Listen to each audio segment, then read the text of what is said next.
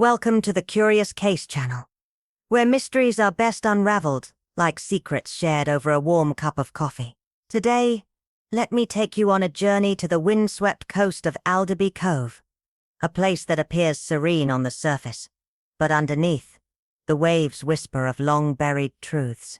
Our case features the insightful and quietly formidable Miss Ada Bellamy, an unassuming yet razor-sharp retired schoolteacher with a fondness for tea cakes and cryptic crossword puzzles.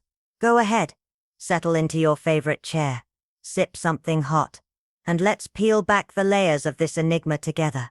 And if you're feeling cozy enough, drop a quick comment and let us know where you're tuning in from. We love seeing where our ever-growing detective circle gathers.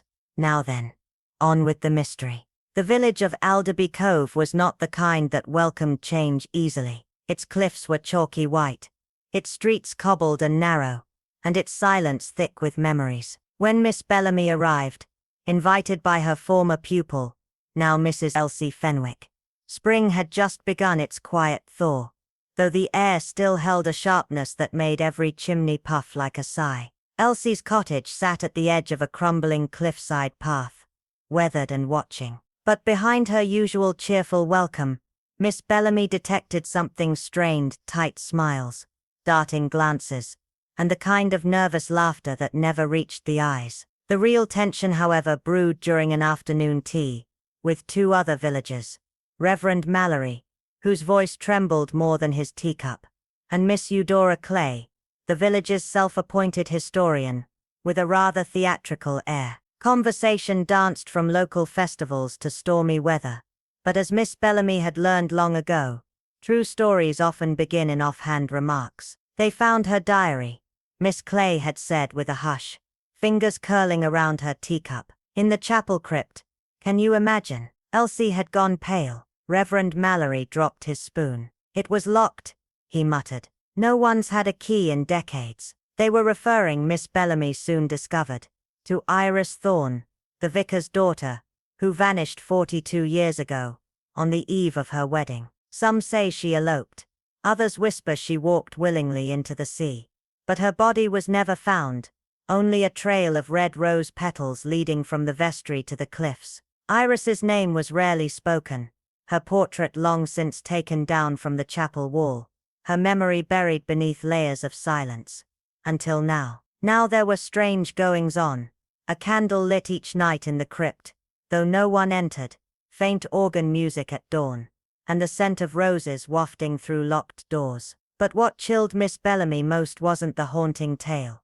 It was the diary. For inside, Iris had written only one line, again and again, with growing desperation. He knows. No name, no reason, just two words. And that, dear listeners, is where we begin. Because ghosts may haunt memories, but secrets, they linger in the living. Where mystery lingers in the air, and secrets steep like strong tea. Today, we turn our attention to the brooding charm of Black Hollow, a forgotten village perched on the edge of the moors, shrouded in fog and forgotten time. Our guide into this quiet storm is Miss Ada Bellamy, calm as candlelight, yet shrewder than most men in uniform. She arrives at the request of an old friend, Evelyn Hartley, once her brightest student, now the caretaker of Moor's End House, an estate as grand as it is secretive. The letter had been short, its tone clipped.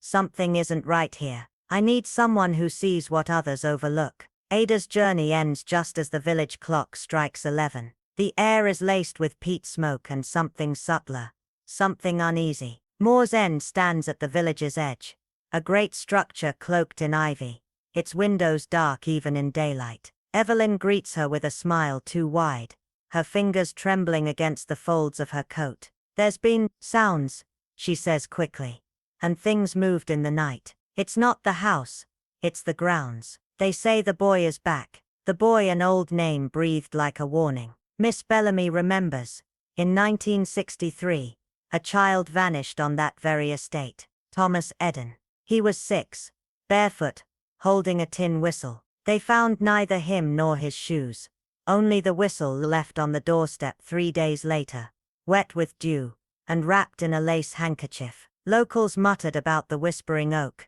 A tree said to repeat the last words of the dead, when the wind blew from the west. Miss Bellamy listens but says little. Ghost stories are often used to obscure human ones. That night she keeps to her room, but not to her bed. The floorboards creak under her slippers as she watches the grounds through the frost-bitten window. At precisely 3:17 a.m., the garden gate swings open with no one in sight. Seconds later she hears it.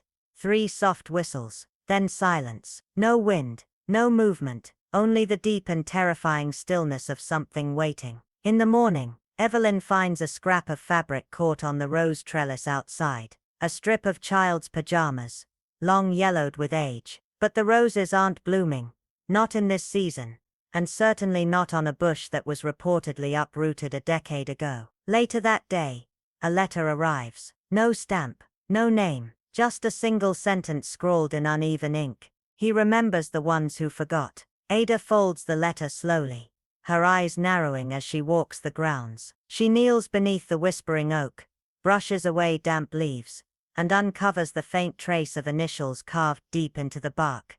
T.E. 1963. Below them, fresh scratches, a list of names. Evelyn's among them, as the sun dips low, casting long shadows that stretch like fingers across the moor. Ada Bellamy realizes something chilling.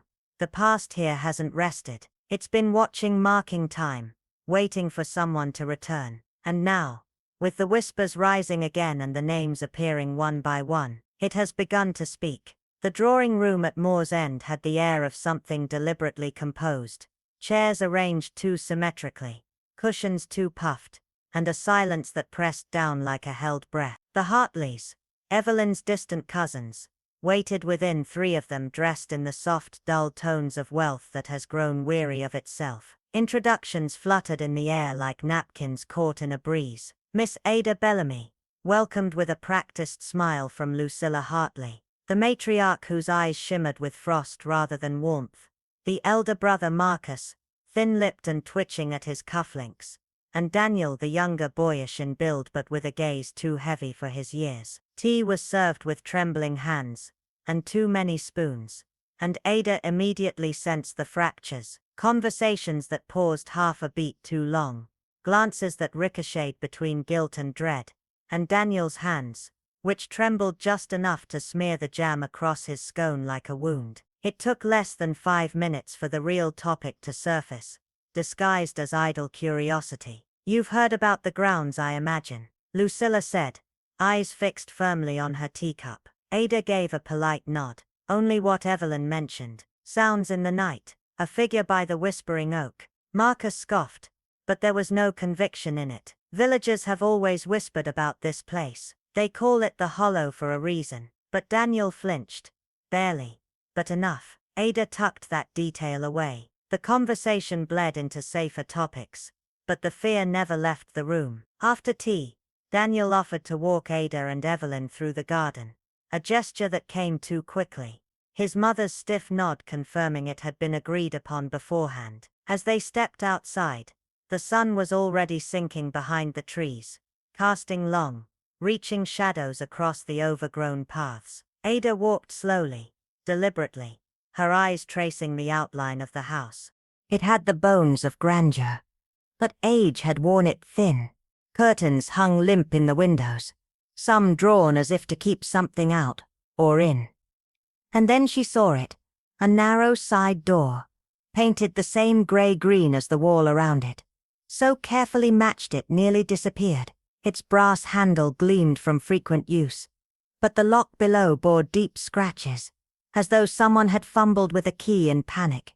Again and again, Ada made a mental note, but before she could look closer, she heard voices.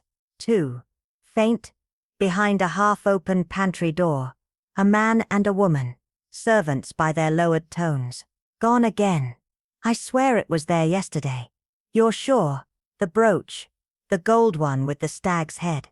It was in the drawer, locked, and now it's just gone." "Like the letters?" the woman whispered. "And the ledger pages?" "Don't say it," he snapped. "Softer now. She'll hear." Ada stepped away before they noticed her presence, but her thoughts raced. Objects vanishing, Locked places tampered with. Whispers of someone. Or something. Moving unseen. Back outside. Daniel led them toward the orchard. Evelyn tried to make light conversation, but her eyes kept darting toward the trees. "They say he plays here," she said finally. "At night. A child's shadow. And always that tune." Ada stopped walking. "What tune?" "A whistle," Daniel said. Voice thin. 3 notes. The same ones over and over. Ada tilted her head. "Can you hum it?" He hesitated. Then whistled. Quiet and hollow. E.G.E. A child's call, haunting and familiar. Ada's breath caught. Not from fear, but recognition. That whistle had been documented in the original case file. A tune Thomas Eden played constantly, before he vanished. But that file was never released to the public. She looked at Daniel sharply, but he was staring toward the trees, pale as chalk. That night, Ada returned to her room and drew the curtain an inch aside. The garden lay silver in the moonlight, mist pooling in the hollows like breath. Then soft and clear, it came. E.G.E. The whistle. No footsteps, no figure, just the tune, rising like memory through the fog. It was just past dawn when the scream fractured the stillness. A long, harrowing wail that seemed to rise straight out of the earth, slicing through the fog like a blade. Ada Bellamy, already awake and seated near her window with a pen in hand, froze mid-sentence. The sound had come from the orchard. Within minutes the quiet hum of Moore's End stirred into chaos. Doors opened sharply, boots crunched against frost-bitten gravel, and the scent of smoke and cold earth clung to the morning. Evelyn arrived breathless at Ada's door, her dressing gown flung over one shoulder, eyes wild with a question she hadn't yet dared voice. Together they made their way to the garden, where a crowd had gathered in tense shifting silence.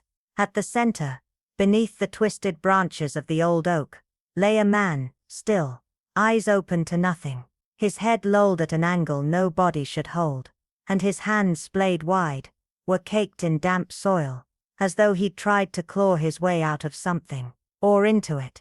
A thin trickle of dried blood clung to the corner of his mouth, and a deep violet bruise ringed his neck like a noose. Beside him, half buried in the leaves, lay a child's brass whistle. E.G.E. The same tune, the same pattern. Daniel Hartley's body had been found. Lucilla stood at the edge of the crowd, her hand over her mouth, but she didn't move, not toward her son, not away, just stared, eyes glassy with horror, or recognition. A constable had been called, but Ada knew already he'd find nothing he hadn't been meant to find. Daniel's death wasn't the beginning, it was the debt being paid. Something hidden for too long had clawed its way back to the surface. Behind her, Evelyn whispered. "He said he heard it again last night. The whistle. Said it was right outside his window." Ada turned slowly. "And you, did you hear it?"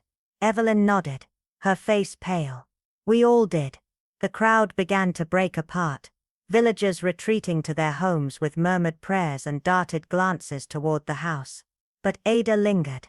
Her gaze moved from the twisted body to the tree behind it. Carved into the bark, just visible above a knot in the wood, were 3 letters. T.E.E. Hey, Thomas Eden Hartley. The lost boy. The whispered name that had drifted through the village for years. But the carving was fresh. The wood had not yet grayed. Someone wanted it seen. Someone had come back to remind them all that the past was not buried. It had been waiting. And now the house had opened just wide enough to let it in. The constable arrived late and out of breath, muddy boots trampling the frost as he ducked beneath the crime scene tape now clumsily draped across the orchard entrance. Ada Bellamy, who had kept to the edge of the commotion, noted how quickly the whispers were already weaving into legend. Some said Daniel Hartley's death was retribution. Others claimed he had seen something he should not have, and the curse had silenced him. But curses did not leave behind broken necks or bruises that mirrored the span of 2 human hands. As the crowd dispersed, Ada crouched beside the body once more, her gloves brushing across the gravel, until they stopped on a half-smudged heel print facing toward the orchard rather than away from it. Someone had approached Daniel from the rear. A short distance away, nestled beneath the dying hydrangeas, a shard of porcelain gleamed faintly. She pocketed it without a word. Later that evening, while the village locked its doors and lit candles against its fear, Ada made her way to the rectory, an aging stone house nestled beside the chapel, and long whispered to hold more secrets than sermons. Reverend Ellis answered the door with a weary smile, but his eyes flickered the moment Ada mentioned Daniel. "I baptized that boy," he said softly. "He was always too clever by half." She pressed gently, asking about Thomas Hartley, the boy who had vanished decades earlier. The Reverend hesitated, then retrieved an old church record book, its leather cover dry and cracked. Inside was a faded entry: Thomas Eden Hartley, presumed deceased. Final sighting April 16, 1989. No burial documented. No burial. No grave. Just a child who had walked into the woods and never returned. But Ada had found something else buried beneath the floorboards of the West Wing the night before. A scrap of plaid fabric, and a child's whistle. The same one that Daniel had described hearing in the days before his death. She hadn't told anyone yet. Not even Evelyn. Not until she knew what she was truly uncovering. The killer wasn't just cleaning up the past. They were reacting, striking out with sudden violence, trying to erase threads before someone stitched them together. And someone, Ada was now certain, had long ago traded their guilt for silence. But guilt was a patient thing. It waited. It watched. And now, for the first time in decades, it had been provoked. They always spoke in low tones at the parish gatherings, never louder than the clink of teacups or the creak of old pews settling into silence. But Ada had come to understand the subtleties of small villages, how truths were folded into gossip and tucked away like mothballs in a drawer. And as she sat beside Evelyn that Sunday morning, pretending to listen to the vicar's sermon, her fingers absently traced the edge of the cufflink she had taken from the study drawer, nearly identical to the one she'd found buried beneath the hydrangeas. The match confirmed more than she had hoped, and less than she feared. Evelyn noticed, of course. Evelyn always noticed. "You haven't slept," she whispered, lips barely moving. "People don't murder because they're tired," Ada replied. "But tired people do make mistakes." She meant to leave it there, but something in Evelyn's gaze made her add, "I think Daniel found something. Something that wasn't meant to be found." Evelyn didn't ask what. Not yet. Outside, the sky hung low with the threat of rain, and the village square lay nearly deserted. Yet from across the cobblestone, Ada caught the stare of Howard Price, the groundskeeper with hands like bark and a mouth that rarely opened without a drink in it. He looked away too fast. That night Ada returned to the garden alone past midnight, when the wind scraped the hedges like fingernails. She walked the length of the path, stopping just where Daniel had fallen. Her torch beam skimmed the gravel, and caught something pale near the base of the sundial. A scrap of paper, folded and damp, the ink running but still legible enough to make out a single line. "I know what happened to Thomas." Her breath caught. That name again. It wasn't a ghost haunting this place. It was the past, dug up and angry, walking its crimes back to the surface. And Ada now knew for certain, someone at Gresham Hollow was trying very hard to bury the truth. But the ground was no longer deep enough to hold it. The clock in Mrs. Hodges' cottage ticked unevenly, each tock like a soft hammer blow in the silence that followed. But Miss Marple didn't need sound to read a room. She saw it in the way the old woman's fingers fretted the edge of her apron, in how her eyes darted once toward the shuttered window before returning to her guest. "They never did find the girl, you know," Mrs. Hodges said suddenly, voice rough with years of unspoken memory. "Lillian, that was her name. Pretty as a spring morning and twice as reckless." She leaned forward, the words loosening now as if held back too long. "They said she ran off. But I knew better. A girl like that doesn't run. She flares, then vanishes." Miss Marple didn't speak, only inclined her head slightly, prompting more. George Felton was sweet on her, or so he claimed.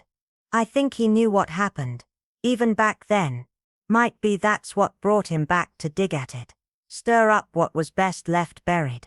Her hands trembled as she reached for a half-finished shawl beside her. That locket.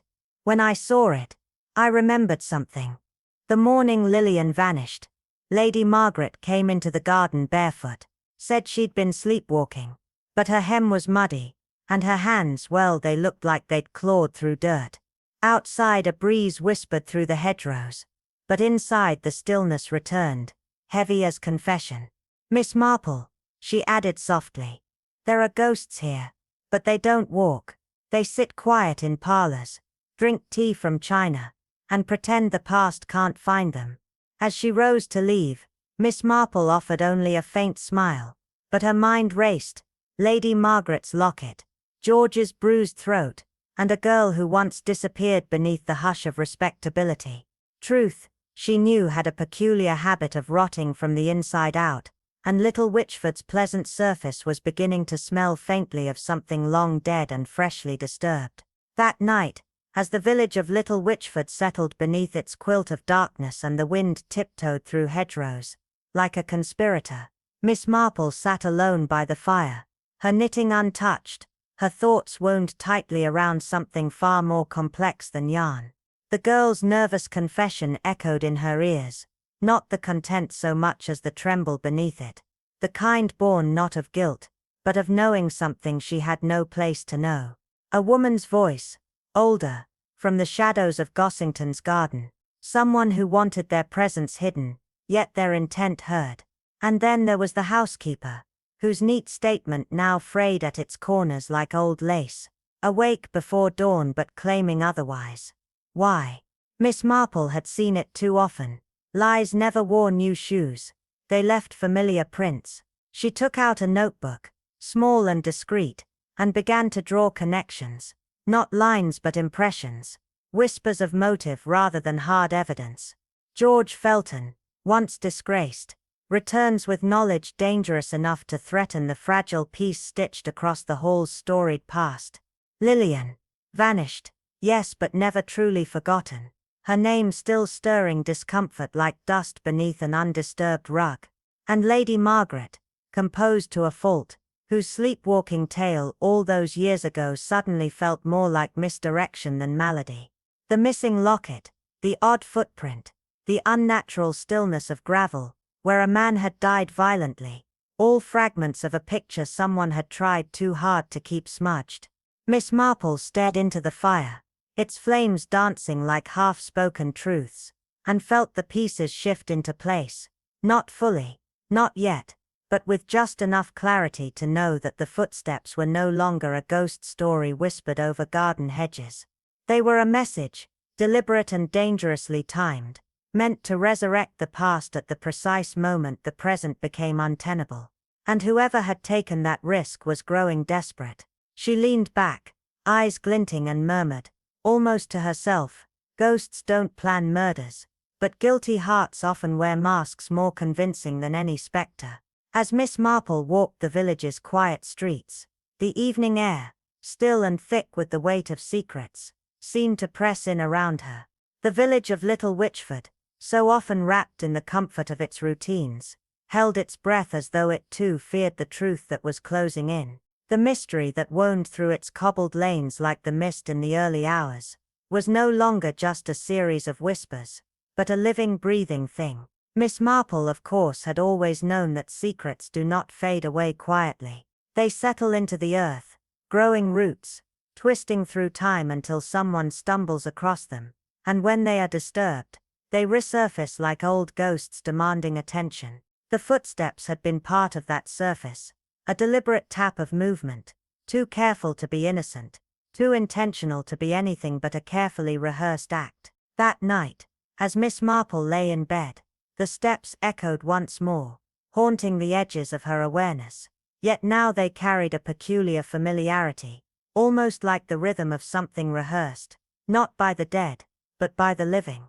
In her mind she heard them, traced their path across the garden, each step laden with the weight of the past. It was then that she realized, this wasn't merely a tale of hauntings and old ghosts.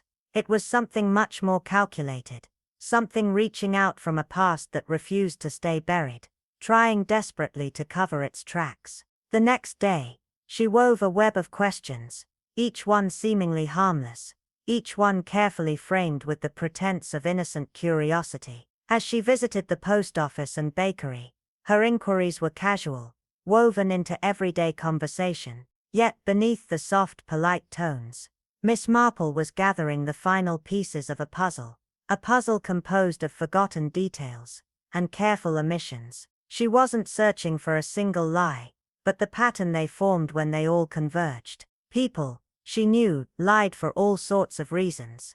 But in a village like this, lies were most often woven to protect others, not themselves. The milkman, though, was the one who revealed the crack in the otherwise flawless facade. His words, casual at first, formed the first break in the solid wall of alibis, the first hint that the truth, so carefully concealed, was beginning to slip.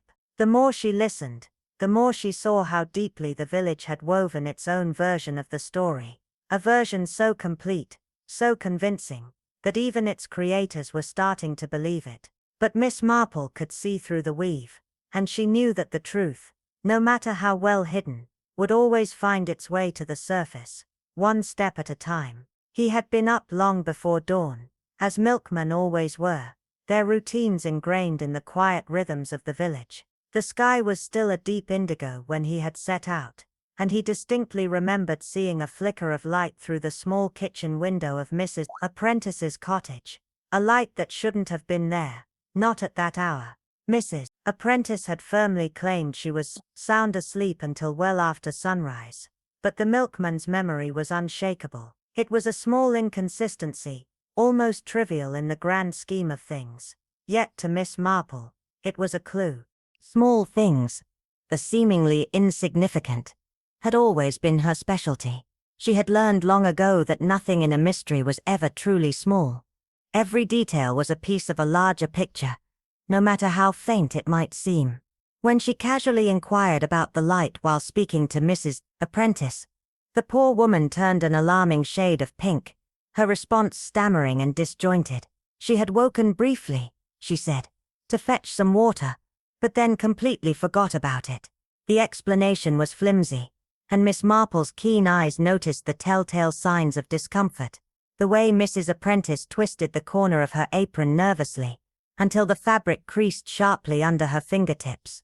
It wasn't guilt over a crime that Miss Marple suspected, but guilt over a secret hidden, not necessarily a secret that involved murder, but something or someone that had been concealed in plain sight. In small villages, loyalty to one another could cloud the truth, and the question was always the same. Who deserved that loyalty most? Who was worth protecting, even if it meant lying? The maid at Gossington Hall offered her alibi quickly, and without hesitation. She had been locked in her room all night, too frightened by the footsteps to step outside, she said.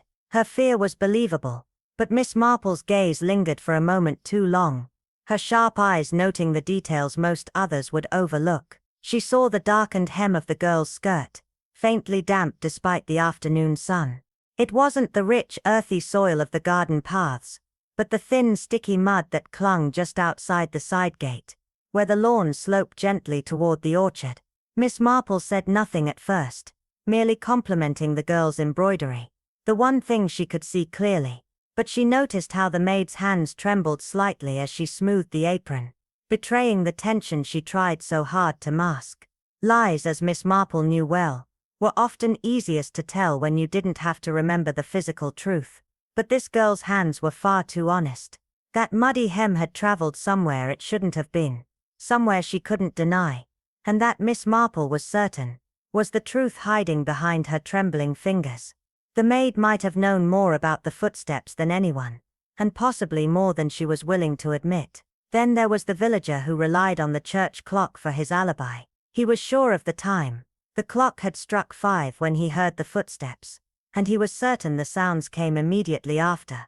But Miss Marple, ever so observant, remembered the vicar's complaint from the week before. The clock had been running late, sometimes by as much as 20 minutes. A small discrepancy, yes, but it was enough to shake the villager's conviction. When Miss Marple brought this up, His confidence faltered, his memory of the time wavered, and his story began to unravel at the edges. "I suppose it could have been earlier or later," he stammered. "It's hard to remember exactly." Miss Marple nodded quietly, her mind already working through the implications. Time, she knew, was a slippery thing. People often remembered it only when it was convenient, and when it came to moving away from suspicion, it seemed time itself could be shifted, manipulated, and distorted, just as easily as the truth. Each of these seemingly innocent discrepancies added another layer to the complex web of lies surrounding the murder, and Miss Marple, in her patient way, was weaving them together. Each small lie she uncovered was a thread leading her closer to the heart of the mystery. As she pieced together the village's various accounts, each person offering a version of events that painted them in the best light, Miss Marple knew the final truth was just out of reach, buried beneath layers of loyalty, fear, and carefully constructed alibis. Yet she was certain of one thing: the truth would come out, and the lies would be exposed, no matter how tightly the villagers tried to hold on to them. That night, as Miss Marple sat knitting by the parlor window, the footsteps came again, soft, deliberate, unmistakable. She had heard them before, but tonight, she listened differently. The mist had settled thick over Little Witchford, clinging to the earth like a blanket of secrets. Yet the footsteps cut through the stillness with a sense of purpose, almost as if they were rehearsed. They were too steady, too measured, lacking the random hesitation of a restless spirit. No, these were not the erratic, shuffling steps of a lost soul. They were the careful, purposeful steps of someone who wanted to be heard. The village was meant to hear them. The footsteps were a message, meant to keep the eyes of the village firmly focused on the garden path, and away from the truths locked behind the manor's doors. Miss Marple's eyes narrowed as she pondered this new pattern. Superstitions were powerful tools, especially in a place like Little Witchford.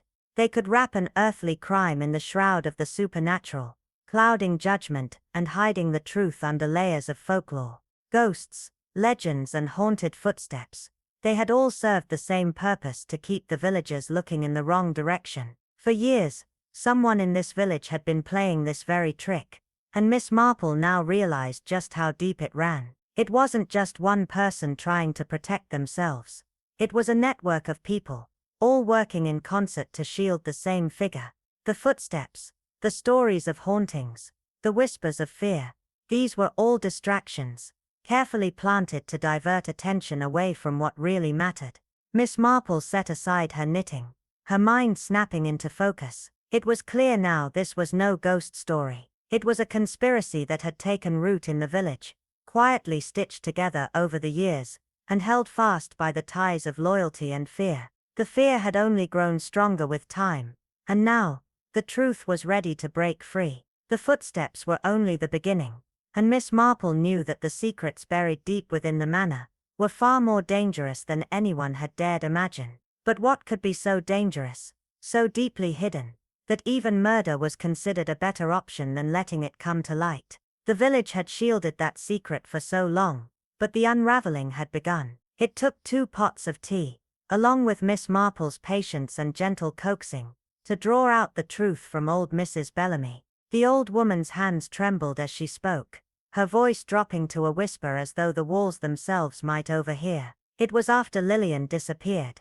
Mrs. Bellamy confessed, her words heavy with years of suppressed fear. That's when the footsteps started. Miss Marple didn't interrupt, only listened intently, her mind already fitting the puzzle pieces into place. Silence, she knew, was the best way to draw out a reluctant truth, especially when the truth was tangled in years of gossip and half-forgotten secrets. Mrs. Bellamy continued, her memories stirred by the tea, and Miss Marple's calm attention. She was a pretty girl, Lillian, headstrong, thought she was in love with someone from the hall, but one morning, she was just gone. They said she ran off, but the footsteps started the very next day, always the same, at dawn down the path, to the garden gate, as though she was walking the same journey over and over.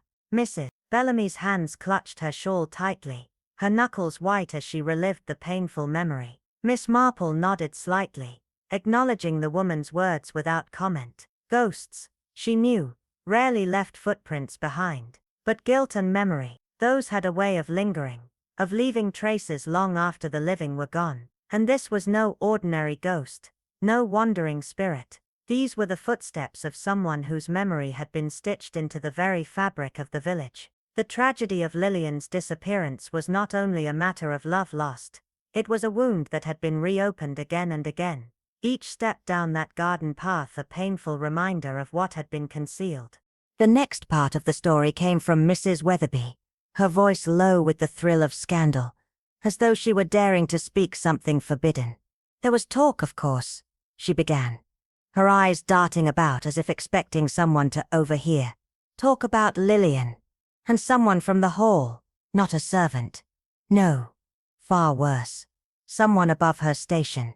Miss Marple's expression remained neutral, her gaze steady and interested. A member of the family? She asked softly. Mrs. Weatherby's lips tightened, caught between her desire to share the juicy details and her need to preserve discretion. Yes, she whispered. They said it was the younger son, not the one who inherited, but the other, Arthur Wilde, always in trouble. Miss Marple's mind raced. The oldest story in the world, she thought. The upstairs gentleman and the downstairs girl. A love doomed from the start, playing out beneath the ever-watchful eyes of a household bound by silence. But what had happened to Lillian? And why had she disappeared?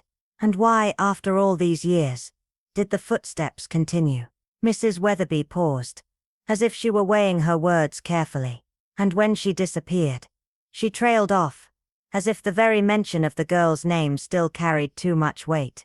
Miss Marple didn't press further. She could feel the walls closing in, the conspiracy tightening around her. There was something deeply wrong here, and it wasn't just about one girl's disappearance. The village had been hiding more than it realized, and the truth was slowly coming to light, piece by piece. The manor, the family, the long-held secrets, everything was connected, and Miss Marple was certain now. This was no simple case of a missing person or a haunting. It was a carefully constructed cover-up, woven through years of loyalty, fear and deceit. And she, Miss Marple, was on the verge of uncovering it all. The whispers of Lillian's disappearance had faded quickly, almost too quickly. In a village like Little Witchford, secrets were easily swept under the rug, but their consequences, they lingered long after the gossip died down. Miss Marple folded her hands together, her mind working through the threads of a mystery that refused to untangle. Forbidden love affairs, like the one between Lillian and the young man from the hall, left marks far deeper than anyone anticipated. These were the kinds of shadows that stretched over generations, shaping the present with the weight of their past. The real secret, Miss Marple discovered, had not simply vanished with Lillian. It had been deliberately hidden away. A child, born in secrecy, taken from her mother, and placed in the care of distant relatives in another village entirely. The records, as expected, were incomplete. Births concealed in such a way rarely left clear trails. But Miss Marple had spent a lifetime navigating the spaces between the words people spoke and the silence they left behind. And the implication, as clear as day, was undeniable. Lillian's child had survived. Mrs. Bellamy's memory faltered, then sharpened with the clarity of long-buried truth. Yes, she whispered. A girl. They sent her away the week Lillian disappeared. They thought it would be kinder. Miss Marple's knitting remained untouched on her lap, her thoughts far from the soft woolen needles. If the child had grown up unaware of her birthright, or worse, if she had only recently discovered it, it would explain everything. The stirring of the past, the unsettling return of the footsteps.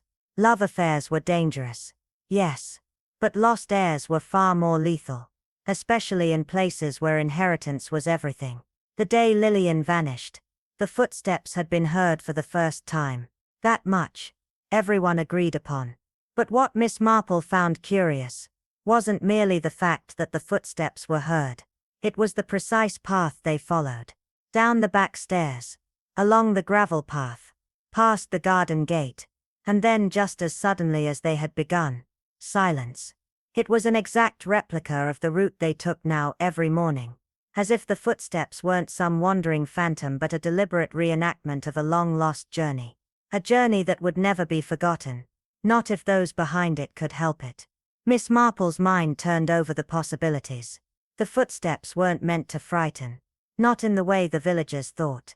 No, these footsteps were meant to remind, to make certain that the village never forgot the story of Lillian's disappearance, or the dark truths that had been buried with her.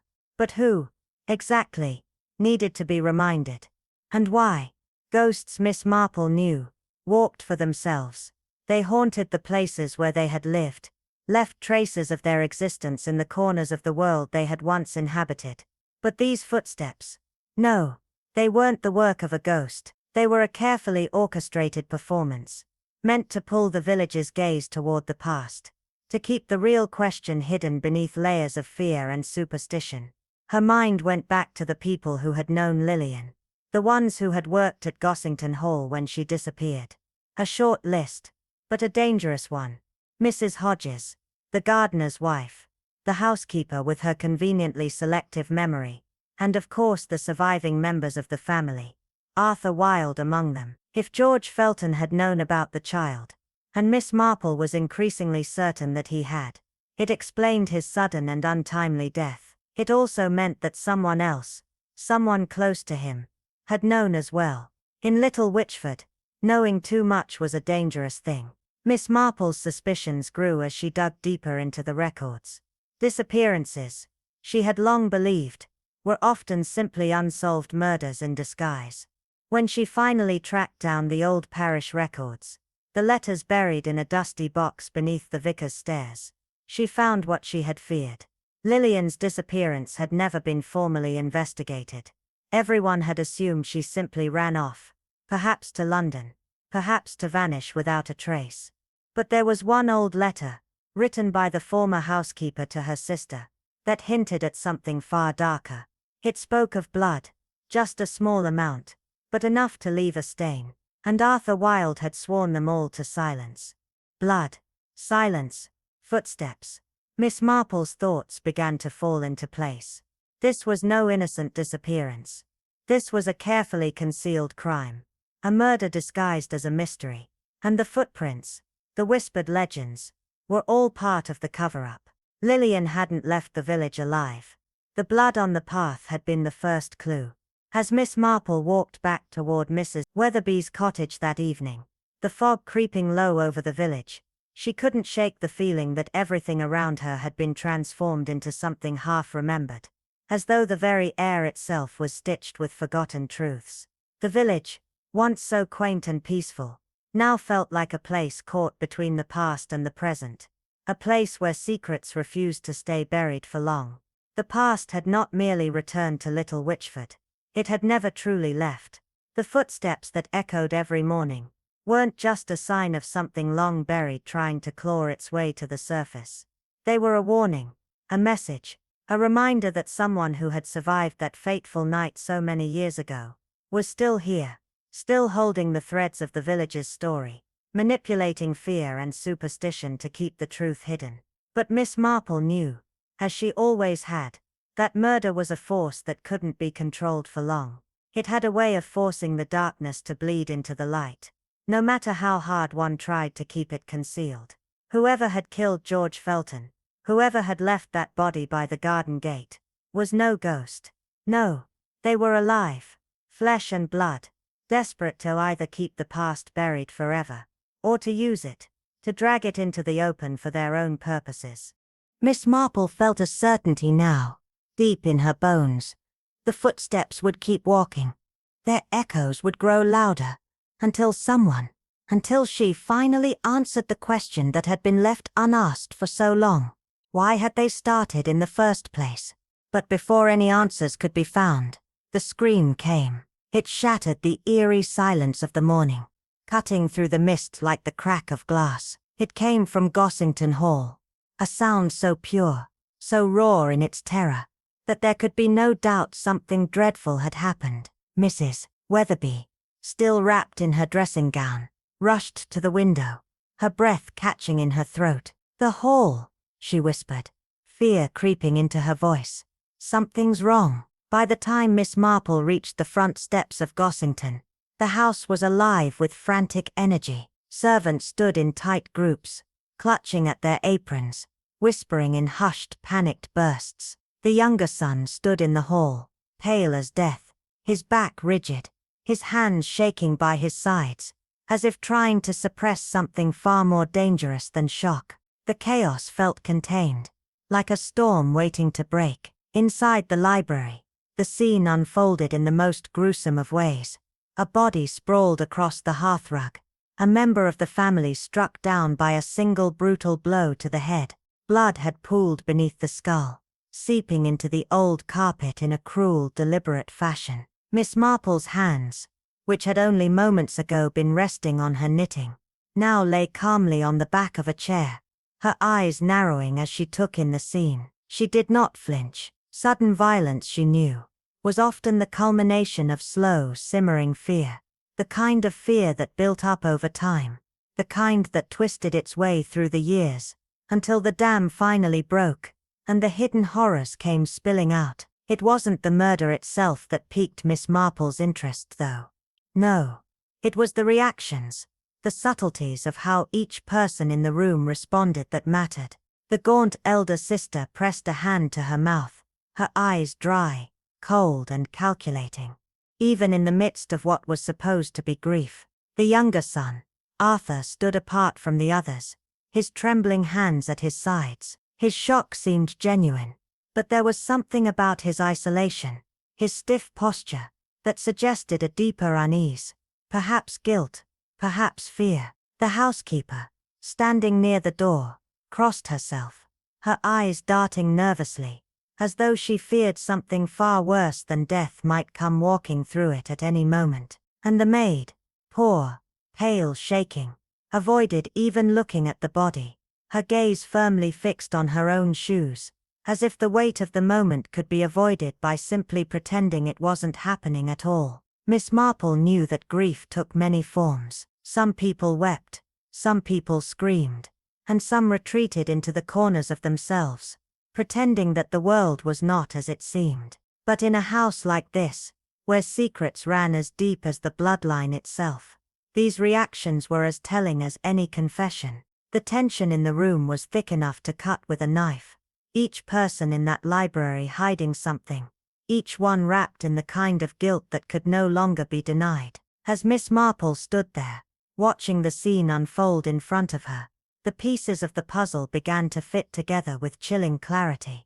The footsteps, the scream, the cold, calculated reactions, everything was leading her closer to the truth. The past was not just alive in Little Witchford. It was very much in the present, haunting every corner of Gossington Hall. And the most dangerous part of all, no one knew who was pulling the strings. But Miss Marple did. She could feel it in the air, taste it in the whispers of the village, and see it in the eyes of those who stood before her. Secrets, once buried, had a way of surfacing at the most inconvenient of times. And now, the time had come for the darkest of truths to be revealed. Fear, Miss Marple knew, was an unrelenting force. It could be seen in the smallest of gestures, the way hands tightened into fists, the way breath caught in the throat, and most telling of all, how fear exposed the guilty long before they even had a chance to hide. It wasn't the physical signs of fear that interested her, though it was the way it revealed itself through actions, reactions, and the things left unsaid. And now, as she stood over the body, one thing was certain. Fear was alive in Gossington Hall, and so was guilt. On the desk beside the lifeless body, a piece of paper lay abandoned, its edges slightly crumpled, as if the writer had folded and unfolded it repeatedly. Racked with indecision, the ink still damp, confirmed it hadn't been written long ago. Miss Marple leaned forward, her eyes scanning the hastily written lines. The first sentence was chilling in its bluntness. "There is something I must say before it is too late." But the letter trailed off, the final words incomplete, as though the writer had been interrupted, or had simply given up. Her fingers traced the flow of the handwriting, noting how it had started off strong, confident, but by the end the letters had become uneven, almost desperate. This wasn't just a letter. It was a confession, or at least part of one. A confession of what though? What secret was so dangerous that it could drive someone to such lengths? Miss Marple tucked the letter into her handbag. A quiet, almost instinctive movement. She had learned long ago that the things people didn't mean to leave behind often held the most crucial pieces of a puzzle. Before she could ponder further, the solicitor arrived, summoned for the inevitable discussion of inheritance. Miss Marple, sitting quietly in the corner, her knitting forgotten for the moment, listened intently as the solicitor read aloud the most recent version of the will. Just days before the first murder, a significant change had been made. The principal heir had shifted. The estate, once set to pass to the elder sister, now included a substantial portion for someone else, a distant relative, one barely spoken of, who had seemingly no claim at all. Miss Marple's lips twitched slightly in surprise, but her gaze shifted toward the family members. There, on their faces, she saw the reactions that told the true story.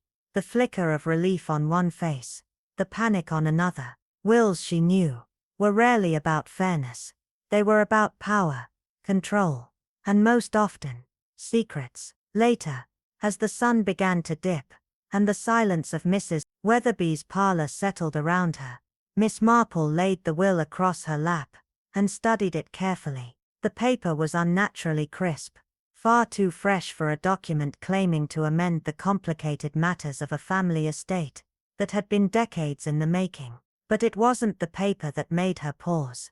It was the signature. Miss Marple had seen the late master's handwriting before, years ago on a thank you note after a charity event. His hand had been bold, confident, with a flourish at the end that had always been unmistakable. The signature on this will, however, was different. It was too controlled, too precise. It was an imitation, the kind of imitation that could fool a casual observer, but not someone with the eye of a detective. This was no careless forgery. No, it was deliberate, part of a well-crafted performance designed to mislead not only the solicitor, but anyone who might later investigate. Someone had gone to great lengths to make sure this document would raise questions, to redirect suspicion from a more dangerous truth. The will wasn't about dividing up the estate at all. It was a legal smokescreen, a carefully constructed illusion meant to bury something far more important: the truth about Lillian's child. That child, Miss Marple now understood, was the rightful heir to Gossington Hall. And that, Miss Marple realized, was the key to everything. Whoever had orchestrated the forgery had done so to erase the child's existence, to bury her in the past along with the scandal of Lillian's forbidden love affair. Murder had followed, first with George Felton, and then with the second victim, because someone had come dangerously close to uncovering the truth. The footsteps in the mist weren't the manifestation of a restless spirit. No, they were the remnants of an unfinished crime, one that had always been about inheritance. Who would inherit Gossington Hall? By late afternoon, Miss Marple's mind was made up. The murderer was growing desperate. The first death had been necessary, an act of silence. The second, though, had been driven by something far less controlled. It was born from panic that the truth was too close, that the footsteps had walked too near to exposing what had been buried for so long. The murderer, whoever they were, knew that the past was coming back to claim what was rightfully theirs. And someone in Gossington Hall, someone within that family, had made sure it would remain buried. Miss Marple's thoughts churned as she looked down at her knitting, the familiar rhythm of her hands betraying the deep concentration in her mind. The past had been carefully concealed for decades, its secrets buried beneath layers of time and fear. But she knew, as only she could know, that secrets like footsteps left traces. And in Little Witchford, even those who walked silently at dawn could not hide forever. The village, with all its untold stories and hidden guilt, had held its breath for too long. But Miss Marple had made a quiet, almost imperceptible decision. She would no longer wait for the mystery to come to her. She would step into it, face the darkness where others had hesitated, and demand the truth that had been too long suppressed. The announcement came softly, with the same calm tone she used when discussing trivial matters like the weather or a game of cards. "I believe," she said, setting her knitting down with a slight pause, "that I shall sit up tonight and watch the garden path for myself." The reaction was immediate. Mrs. Weatherby's spoon clattered against her saucer, her eyes widening in disbelief. "But Jane, you wouldn't. What if it truly is a ghost?" she asked, her voice quivering with concern. Miss Marple's smile, serene and unshaken, remained. "Ghosts rarely trouble me, dear. It's the living who are altogether more dangerous." Her decision was final, unshakable. There would be no dramatics, no grand speeches, only the quiet resolve to confront what others feared to face. As Mrs. Weatherby busied herself with blankets and hot water bottles, Miss Marple remained still, her hands folded in her lap, her gaze already drifting toward the window.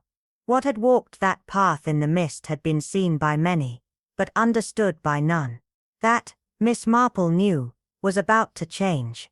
She would be the one to see it for what it was, to understand it, to uncover the secret it carried. By the next morning, the village was abuzz with the news. Miss Marple had decided to keep vigil for the ghost herself. Word spread quickly, from the vicarage to the post office, from the bakery to the pub. Some spoke of it with a mix of admiration and awe, others with poorly concealed dread. But it was the few who said nothing at all, those who turned their faces quickly away when Miss Marple passed them in the street, who caught her attention. Their silence spoke louder than words, and it was in that silence that Miss Marple found the most telling clues. Fear, she knew, was contagious, especially in a village like Little Witchford. But guilt made people retreat into themselves, made them avert their gaze and avoid speaking the truth. Over the years, Miss Marple had developed a keen understanding of the language of silence. A woman who clutched her apron too tightly, a man who left his pipe half-smoked, the brief, furtive glance exchanged between two old friends, who had somehow ended up on opposite sides of a secret. These, Miss Marple knew, were the true indicators of guilt. Whatever, or whoever, walked the garden path at dawn wasn't walking alone.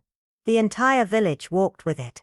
Some, hoping that the past would stay buried, and others, those few with a different hope, praying that the past would finally rise and be revealed for all to see.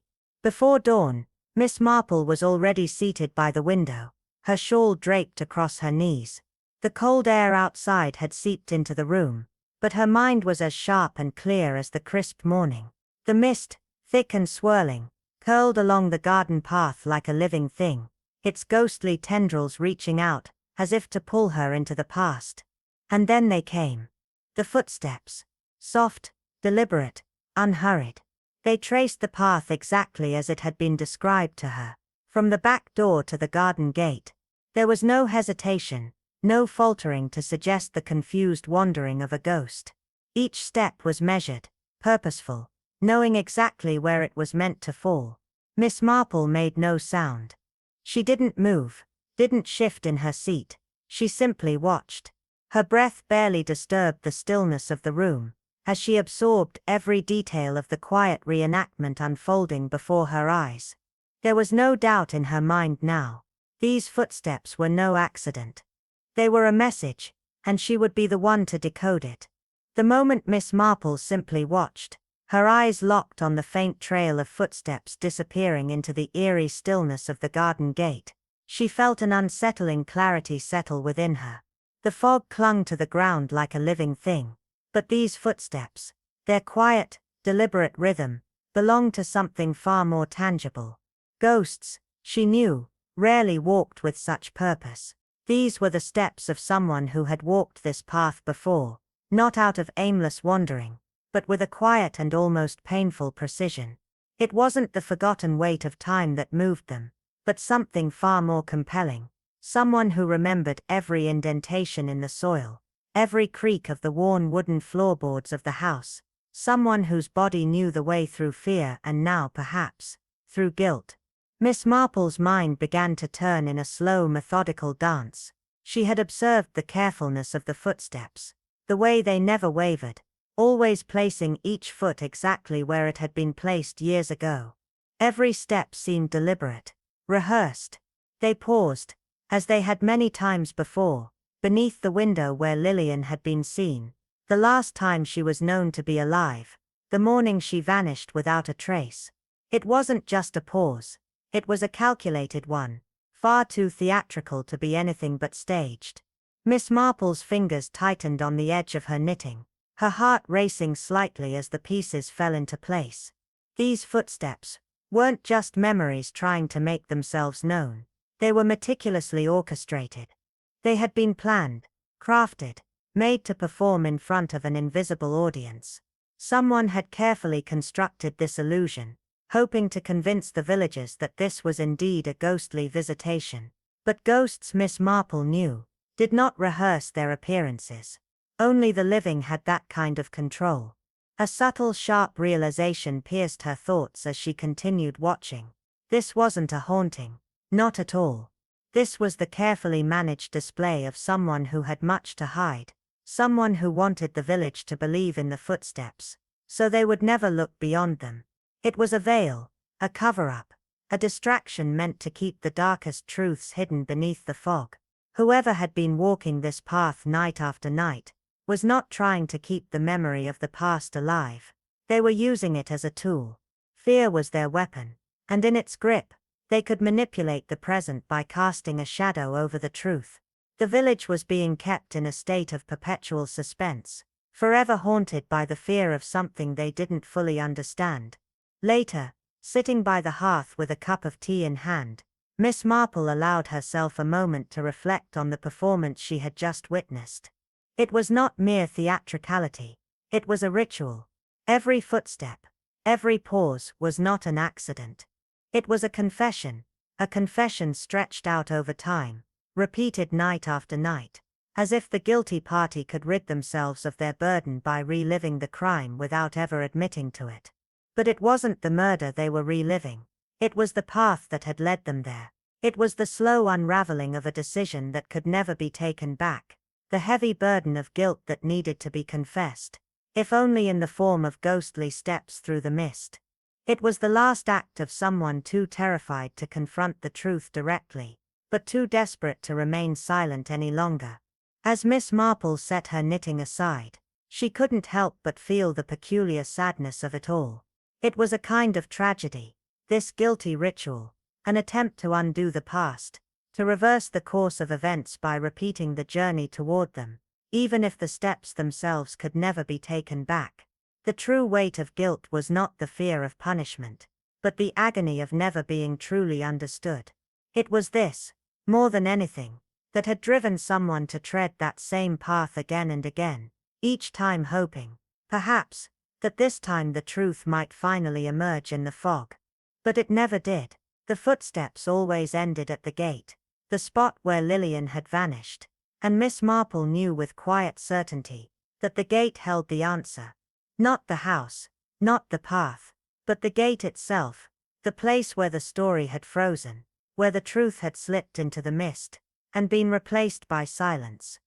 Miss Marple's fingers tightened briefly around her teacup, as she considered the deeper implications of what she had learned.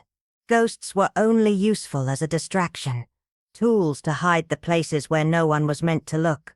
As the first light of dawn crept over the village, she made her final assessment. The footsteps had never belonged to a ghost.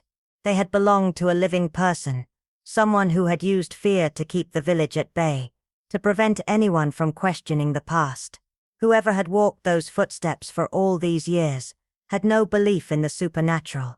They believed in control, the power to manipulate attention, to direct it toward shadows while the truth cowered just beyond reach.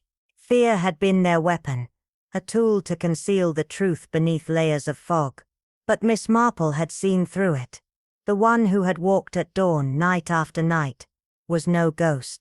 They were a person with far more at stake than anyone had realized. The past, Miss Marple understood, was not just a series of events to be remembered. It was a weapon, and whoever controlled the past had the power to shape the present. The tension in the drawing room of Gossington Hall was palpable, an almost suffocating weight hanging in the air, as the assembled family, servants, and a select few villagers shifted uneasily in their seats. The faint light of dawn barely pierced the heavy mist that curled over the garden, but inside the room, the atmosphere was thick with anticipation. This was the hour when the footsteps would be heard, when the past would come to life, and when the village seemed to hold its breath. But this time, Miss Marple's quiet presence promised something far more significant. It wasn't a ghost they would face. It was the truth itself. As the elderly detective sat with her hands folded neatly in her lap, her gaze serene yet unwavering, the others around her fidgeted with discomfort. The vice's wife clutched her prayer book, seeking some comfort from its pages. The housekeeper stood like a soldier, her arms tightly folded, a picture of rigid control, and the younger son, his fingers twitching nervously at his cuffs, seemed to shift between hope and fear. Miss Marple recognized the moment for what it was, the perfect time to unravel the tangled threads of the past, when fear was sharpest, when superstitions were ripe, and when the veil between what was imagined and what was real had never been thinner. She was prepared to walk the footsteps backward, to trace each one to its beginning, to reveal the lies that had kept them all shackled in suspense for so long. Her voice, calm and almost tender, broke the silence as she began to speak. The footsteps, she said, were not the work of any ghost. A collective shiver ran through the room. Some stiffened in shock while others exchanged furtive glances, uncertain of what was to come. Miss Marple continued, her words deliberate and steady. They were staged, carefully, deliberately. The faces before her grew harder, more closed off. It is no accident, she continued, that the footsteps traced the exact path that Lillian walked on the day she disappeared. Nor is it chance that they are heard at dawn, when the mist blurs the lines between fact and imagination. There was a palpable sense of unease, as Miss Marple's knitting lay untouched beside her, a symbol of the calm, methodical way she had approached her task. "Someone needed you to believe in those footsteps," she said, her voice firm. "They wanted you to look back, to focus on the ghostly past, so that no one would think to look at the very real and very human present." The housekeeper's hands tightened on her apron, her knuckles pale as she whispered, "But why?" The question trembled on her lips, edged with something dangerously close to knowing. "Fear," Miss Marple replied softly, her gaze piercing. "Fear is the most effective curtain ever drawn across the truth." She took a moment, her words sinking into the room before she continued, unraveling the mystery with precision. "It began," Miss Marple explained, "with a love affair that never should have been." She let her eyes fall briefly on the younger son, whose face had gone pale, his expression frozen by the fireplace. "Lillian," she said, "was a housemaid, young, ambitious, and in love with the wrong man. Arthur here," she continued, her voice steady as she spoke of the younger son, "was the wrong man to love her, but love her he did." There was an uncomfortable stir in the room, a shift in the atmosphere as old scandals seemed to stir like ghosts themselves. "From that love came a child," Miss Marple continued, "a child who was hidden away, concealed from sight, and sent to distant relatives.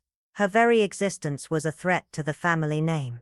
Miss Marple's voice remained quiet, but relentless as she exposed the painful truth that had been buried for so long. "Such things leave traces," she said, "no matter how carefully they are buried." The younger son, his face now twisted with anger and disbelief, clenched his fists. "I never knew," he said, though his voice lacked the conviction of someone who truly believed it. Miss Marple's gaze remained steady, unwavering. "Perhaps not," she said gently, "but someone knew, someone who stood to lose everything, if that child's claim was ever uncovered." The silence in the room deepened as Miss Marple's next words hung heavy. And so the footsteps were revived, to keep everyone looking backward, to keep the attention on the ghost, while the true danger lay ahead. She turned her attention to the solicitor's papers laid out on the table before her. "The new will," she said, her voice low and sure, "was a forgery." The solicitor gasped. his face pale with disbelief. "Impossible," he exclaimed. But Miss Marple only smiled faintly. "Oh no," she said softly. "Quite possible." She pointed to the papers, her finger tracing the faint lines of the handwriting. "The handwriting is a good imitation, but not perfect. And the paper," she added, "is new, not aged as it should have been." She swept her gaze across the room. "Why forge a will?" she asked. "Because the real one would have made Lillian's child the rightful heir, a fact that had to be erased." The elder sister's face turned a ghostly shade of pale, her fingers gripping the armrest of her chair. "That's absurd," she cried, her voice high and trembling. "There was no child." Miss Marple's eyes softened with a quiet, sorrowful certainty. "There was," she said, her voice barely above a whisper. "And someone knew it, someone who would stop at nothing to keep that truth from coming to light." The room fell into a heavy silence, as the weight of her words sank in, and Miss Marple, calm as ever, sat back in her chair, her task complete. The truth was no longer hidden. As the dawn light slowly stretched across the room, Miss Marple's voice filled the silence, its calmness belying the depth of the truth it carried. "The footsteps," she continued softly, "were never meant to simply haunt.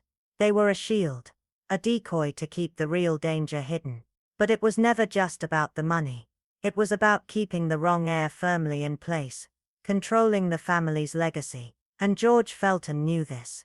He knew the truth, perhaps from years ago, or perhaps it only came to him recently." Her gaze shifted briefly toward the housekeeper, whose pale face was tight with suppressed emotion. The room grew even quieter, every word from Miss Marple hanging in the air, like an accusation waiting to be confronted. "You see, George Felton was a man who had begun to talk. His clumsy threats, his blustering manner, made it clear. He could have revealed everything. He might have used the truth to his advantage, whether for money or some other reason. But the truth," Miss Marple said, her voice softening with quiet sorrow, "was never something to bargain with. The truth in this case was a death sentence, both for George and for anyone else who threatened to expose the secrets long buried beneath the village's surface." She let the weight of her words settle, then continued. "The second death, however, was not planned. It was a consequence of something far more fragile, the discovery of the forgery. The second victim," she said with deliberate care, "realized what had been hidden, and that knowledge sealed their fate. The killer, already desperate and balancing on the edge of a lie that had stood for decades, saw no other way to protect the story. They had to silence the truth once and for all." Her eyes swept across the surviving family members, each of them visibly uncomfortable under her gaze. "The truth," Miss Marple whispered, "had to be buried." She paused, letting the silence linger in the room, her calmness a stark contrast to the growing tension. "And so, 2 lives were taken," she said softly. "Not by a ghost, not by fate, but by the weight of a secret too heavy to bear. 2 lives lost in the shadows of fear, of guilt, and of a past that refused to stay buried." The room seemed to hold its collective breath, as the first rays of dawn pushed through the windows, casting long, pale fingers of light across the floor. Miss Marple's eyes softened as she turned toward the housekeeper. "You knew," she said quietly, her voice a mere whisper. "You knew because you were there when Lillian disappeared. You were there when the child was taken away. You were there when the will was changed. You knew, and you could never forget." The housekeeper's hands trembled in her lap, and she lowered her gaze, tears welling in her eyes. "I only wanted to protect the family," she whispered, her voice breaking. Miss Marple finished her sentence for her, her tone gentle yet unyielding. "And so, you walked the footsteps. Night after night you walked them, hoping that fear would do what silence could not. You hoped the village would stay convinced, that the ghostly presence of the footsteps would keep the truth hidden." The housekeeper's tears spilled freely now, her voice barely audible as she whispered, "It was all for them." Miss Marple's voice softened further, filled with compassion. "And the truth, you see," she said, "has a way of walking no matter how well you try to bury it. It doesn't rest, it doesn't fade away, it always finds a way to be heard." The room was silent, the weight of her words settling heavily in the hearts of those present. As the light of the new day fully illuminated the room, Miss Marple's gaze lingered on the housekeeper one last time. The footsteps, once the village's favorite ghost story, had now been replaced by the harsher reality of human fear and guilt. In the days that followed, the village of Little Witchford slowly settled back into its rhythms, though something had undeniably shifted. The bread still needed baking, the garden still required tending, and the gossip, though quieter, still seeped through the cracks of windows left slightly ajar. But the air was different. The village no longer whispered about ghosts. Now they spoke in hushed tones about the murders, as if afraid that the past might somehow overhear them. Though the footsteps had ceased, and the ghostly legend had been laid to rest, the habit of listening for them remained. Even now, on mornings when the mist still clung to the ground, some villagers swore they heard faint steps echoing in the distance, steps that would never come again. The ghost had been replaced by a far more fragile memory, one that no one dared disturb, but one that no one could forget. The truth, as Miss Marple had shown, had not vanished into the mists. It had simply been revealed, and with it the village had been irrevocably changed. It wasn't ghosts they feared. Miss Marple, having seen much more than most, understood the truth far beyond the whispers of the village's haunting footsteps. The morning after the confession, Mrs. Weatherby poured tea, her hands trembling, the cups rattling softly on their saucers. "You always knew, didn't you?" she asked, her voice barely above a whisper, as if she was afraid to break the fragile peace that had settled over them. Even before the first death, Miss Marple smiled faintly, the weight of the years sitting lightly on her shoulders. "Oh no, my dear. I only suspected." She added a lump of sugar to her tea, stirring with the quiet precision that seemed to match her demeanor. "It wasn't the clues, you see, not the footsteps, or the will, or even the forged letter. It was the way people behaved." Mrs. Weatherby frowned, her brow furrowing in confusion. "What do you mean?" Miss Marple folded her hands, her fingers resting with the grace of someone who had spent decades observing human nature. "Guilt leaves fingerprints, my dear," she said softly, her voice rich with wisdom. "Not on door handles or candlesticks, but in how people speak, how they glance away at the wrong moment, how they cling to the past, even when the past is crumbling beneath their feet." Mrs. Weatherby listened, her mind grappling with the notion that Miss Marple had caught onto something so much deeper than a mere collection of facts. It wasn't deduction, in the strictest sense, Miss Marple continued. It was observation softened by compassion, and sharpened by a lifetime spent listening to what people cannot say aloud. Her eyes wandered toward the window, where the mist had finally begun to lift, revealing the garden path that stretched out before them, now clear and visible, bathed in the first light of day. "Secrets," Miss Marple said, her voice almost reverent, "are the heaviest burdens of all." Mrs. Weatherby looked up, her face still clouded with the aftershocks of everything they had learned. "I always thought it was guilt," she murmured. Miss Marple's smile was soft, tinged with understanding. "Oh no," she replied. "Guilt is a shadow that follows you. Secrets live inside you. They change the way you sit, the way you smile, the way you say good morning. People keep secrets for all sorts of reasons: love, duty, pride, and sometimes even out of kindness. But secrets rot, Mrs. Weatherby."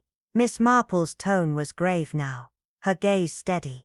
"They sink into the walls, into the earth, and eventually, they grow into something you cannot control. That," she paused, letting the words settle, "was the tragedy of Little Witchford. Not the murders themselves, but the years spent nursing a secret that no one dared name. In the end, it wasn't the crime that killed them all, but the silence that had been carefully crafted and sustained over decades." The housekeeper, now revealed as the murderer, was no villain in her own mind. Miss Marple understood this perfectly well. She had been frightened, not of punishment, but of what would happen if the truth came to light. Mrs. Weatherby nodded slowly, as if a certain understanding was beginning to take root. "Loyalty, you mean?" Of a sort, she ventured. Miss Marple nodded in agreement. Yes, but also desperation. She had built her entire life on that silence. It protected the family, the house, the story itself. If it crumbled, there would be nothing left of her. And so she killed. Mrs. Weatherby blinked in surprise. To save a story? She asked, her voice uncertain. Miss Marple's gaze was unwavering. No, my dear. She killed to save herself. The person she became, wrapped in that story. When the truth threatened to break that story apart, it wasn't the house she was protecting. It was the role she played within it.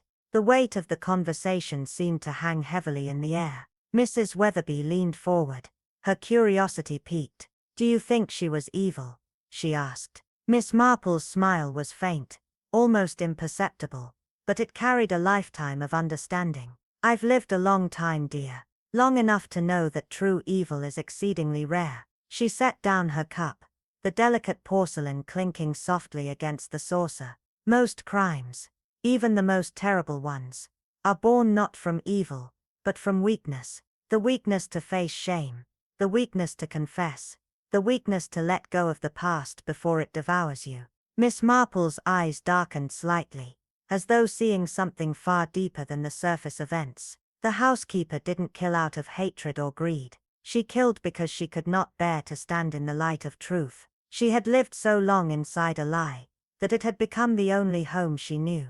And in that, Miss Marple thought with quiet sadness, she was not so very different from anyone else.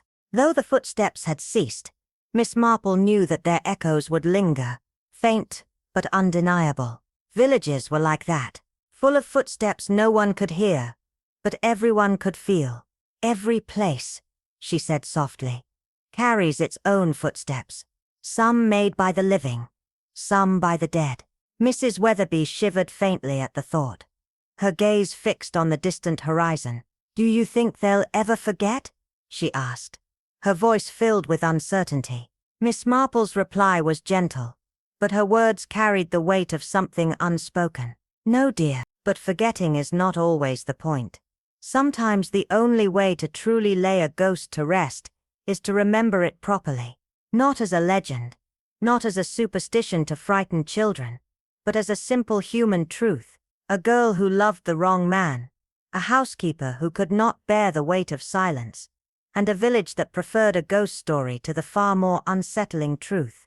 As Miss Marple packed her bag ready to leave, she paused, a final thought tugging at the edge of her mind. There had been one person, she was certain, who knew far more than they ever admitted. Someone who had quietly held a piece of the story, and had slipped it into the shadows before anyone could ask. But every village had its quiet keepers, the ones who carried the knowledge that was too dangerous to share. Miss Marple, smiling faintly, knew better than to push some mysteries. She had learned over the years that not all secrets were meant to be solved. Some were meant to linger, like mist at dawn, half seen, half known, and never quite at rest. The train rattled softly through the countryside, the sun now fully risen, casting golden light over fields still damp with dew. Miss Marple sat quietly, her knitting needles clicking in steady rhythm. Her mind, already moving away from the ghosts of Little Witchford, was returning to the quiet hum of daily life, the shopping list waiting at home, and the simplicity of a world that didn't require the weight of such heavy secrets. As the village slipped further behind her, she felt no triumph, no sense of victory. Solving murders had never brought her true satisfaction.